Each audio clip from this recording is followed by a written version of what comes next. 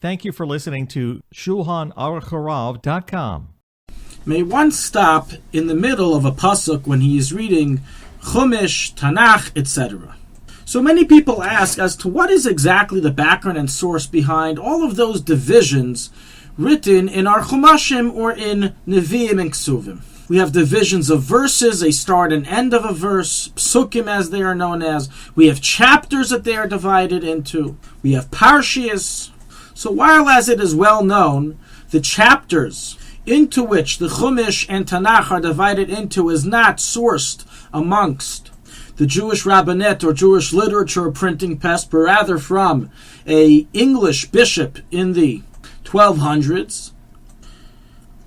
And likewise, regarding the divisions made regarding Aliyas and Parshias, there's much discussion to be made regarding what its source exactly is.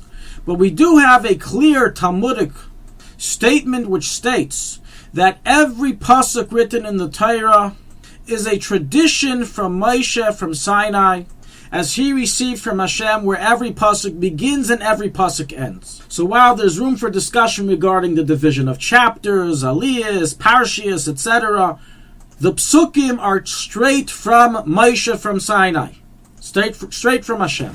This is not just an interesting piece of information, knowing the source of the division of the psukim in the Torah, but actually comes with a practical ramification in halacha.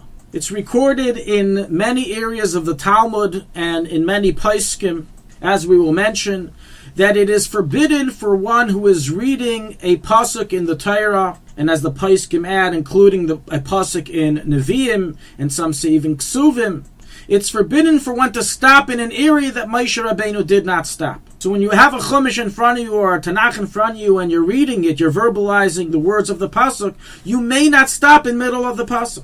You have to finish till the end of the Pasuk. It is forbidden for one to do so based on the fact that it is against the tradition of Moshe and Sinai.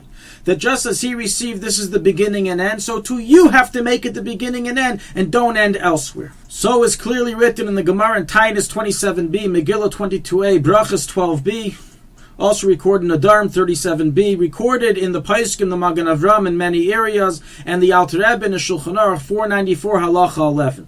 The Alter Rebbe there emphasized that this prohibition is not just when you're reading Kriyas HaTorah for the public that you can't stop in the middle of a pasuk, but even for an individual, and so is proven from the Gemara in Titus and Megillah, that there it describes how a teacher who was teaching students, children, the verses of the Torah, had a very hard time getting a heter from the Rav to stop in the middle of a pasuk. They teach them little by little.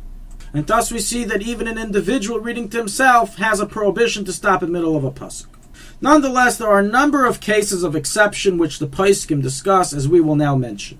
The Alter Rebbe emphasizes that the prohibition is only if one makes a complete stop in the middle of the pasuk. If, however, you intend to continue right away, and you're just making a momentary stop, then it's permitted.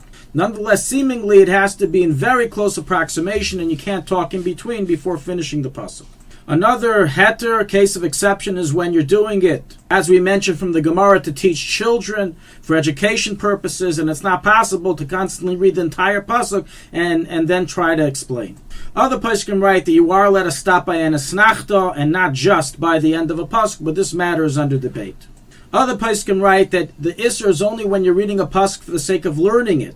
But when you're reading it for the sake of a prayer or a supplication as a tefillah, then there's no Isser to stop in the middle of the pasuk. The Ben Ish Chai writes that if you're reading less than 3 words of the pasuk, there's no Isser. And the Maram Shik writes, and the Rebbe mentions this in a letter, that if you're reading a pasuk in which its conclusion has a negative matter, you're not required to finish it and you can stop in the middle. The Pasuk also discuss whether this matter, this Isser of stopping middle of a pasuk, also applies to beginning in middle of a pasuk. Must you also begin a pasuk from its beginning, or can you begin it from the middle? And the simple implication of the Pasuk that hereto it's prohibited, and therefore they discuss what is the heter of some people on Friday night to begin from Al Kain Beirach for Kiddush, which is in the middle of a pasuk. Nonetheless, once again, since this is in a way of a tefillah, not for the sake of learning, it's not necessarily usher, but doesn't make much sense. And in fact, the Mishnah Berurah does say that you're not allowed to begin from Al Kain Beirach and Kiddush due to this prohibition.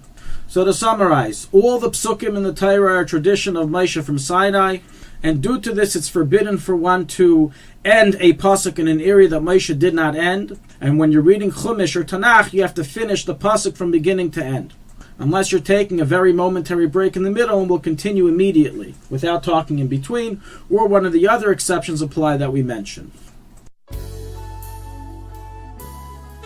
Thank you for listening to ShulchanAruchHarav.com. Our free services of making Torah knowledge available to the public depends on donors like you. Please help us continue our work through making even a small contribution at ShulchanAruchHarav.com under the Daily Halacha Dedication section or in the subscription page. Also, check out our online courses and many sefarim available for purchase that will both enhance your Torah knowledge and help support our work.